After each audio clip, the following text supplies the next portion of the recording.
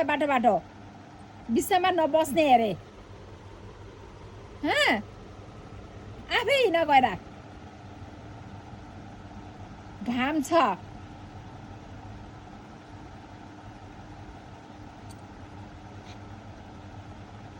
बुबु खाँदा पनि शान्ति छैन बाँदरले दुध खाएको जस्तै बाँदरको बच्चाले खा जस्तै बाँदर हो भाइरू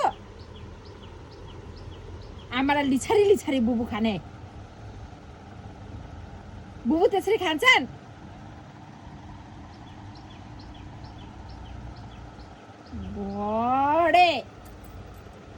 बढी भन्नु हुने हैन मान्छे भने फिस्टी छ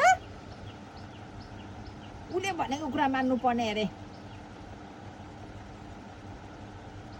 नभने रोइदिने रिसाइदिने रिसाएर कसलाई देखाएको मानु त्यसै सुत्ने हो ज्ञानी बच्चा भएर मेरो छोरीलाई कसले माइरू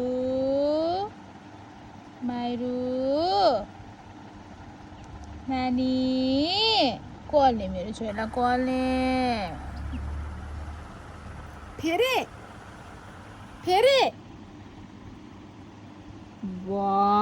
बढे धेरै बढी हुने भएको